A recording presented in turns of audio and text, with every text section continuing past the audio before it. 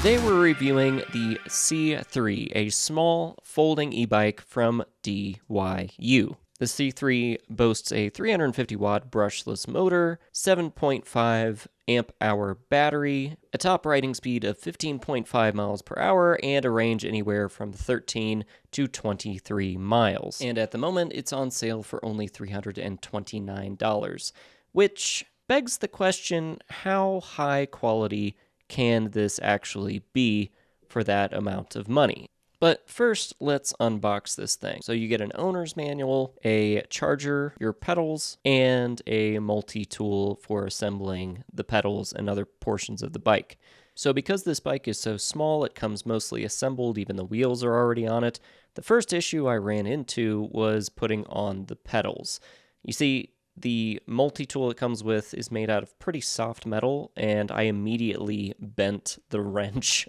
So I had to go get a different wrench to put the pedals on. There were some lights that were already wired up that just needed screwed on, and that was pretty much it. Now, as far as quality goes, my initial reaction was, this looks pretty good. Everything looked solid and well put together. The brakes are disc brakes. They're just cable brakes instead of hydraulic brakes, which at this price point is totally reasonable. The bike also comes with fenders, a front headlight, a bell. It's a throttle and pedal assist bike, has a rear rack and a rear brake light. Now, despite this bike being so small, I was a little surprised at how heavy it was at 44 pounds, especially because the Ride 1 Up Roadster V2, which shares almost identical specs as far as motor and battery goes, came in at a full 11 pounds lighter. Now, the Roadster V2 is significantly more expensive, but it is made out of aluminum, and both of these bikes are single speeds. So now let's take this thing out on the trail and see how it performs. So first, I took it out on the local bike path, which is a paved, level stretch of track. And even though it was a little slow on the pickup, it worked pretty well just on throttle.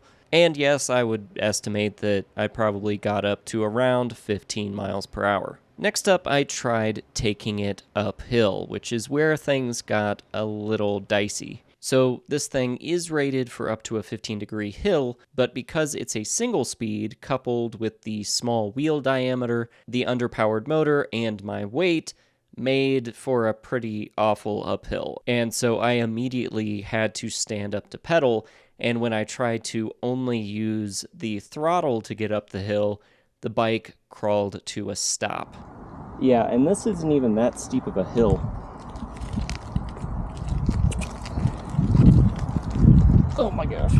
Ugh. And at that point, it was actually really hard to get going again up the hill pedaling. The pedal assist was not helping at all, and neither was the throttle. So at one point, I actually stopped to make sure that I didn't have a flat tire and that my battery was charged. My battery had been fully charged right before this.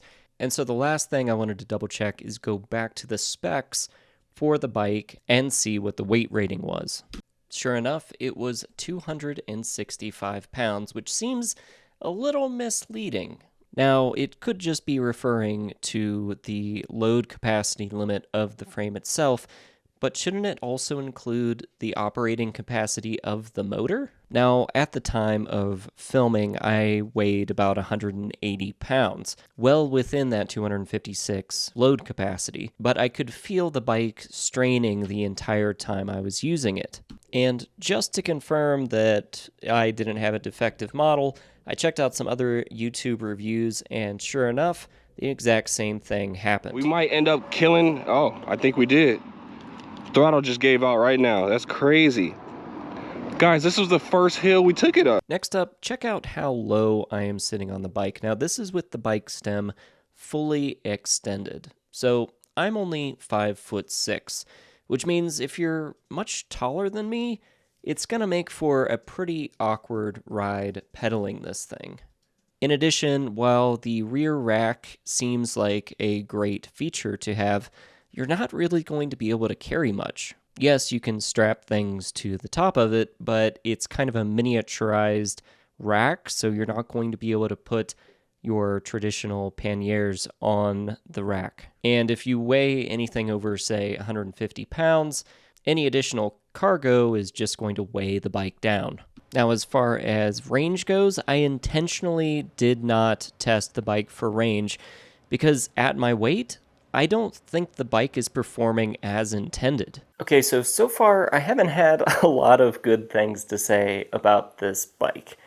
The performance is just kind of underwhelming. And as I mentioned earlier, it's kind of a compounding kind of issue. So you have a very small battery that's not outputting a lot of energy to the motor.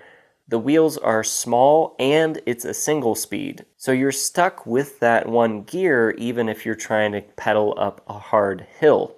Now, what I'd really like to see DYU do with this bike is make that center post a little bit lighter and then increase the size of the battery. Then you could up the amount of power you're supplying to the motor and you'd be able to get up the hills easier, at least theoretically. Now, yes, this would raise the price point, but it's all about balance. At some point, if you make something so inexpensive, yes, it's accessible, but you've drastically limited its versatility. Now, like I said earlier, I'm only 5'6", and this bike was almost a little too small for me with the seat post up all the way.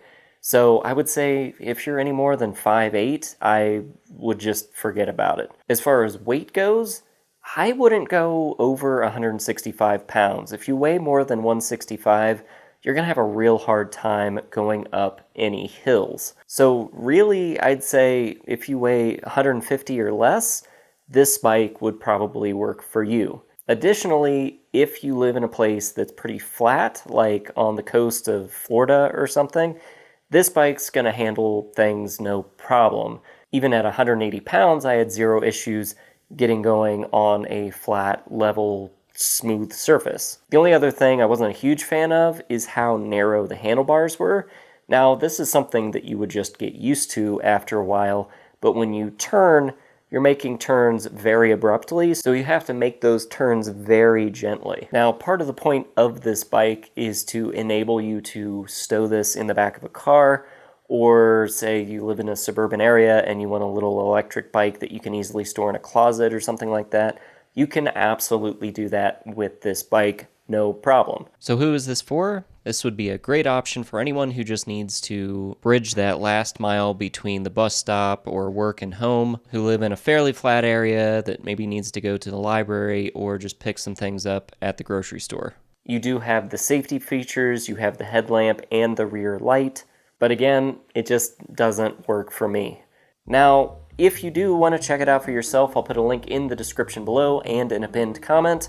As always, thanks for watching, guys, and I'll see you next time.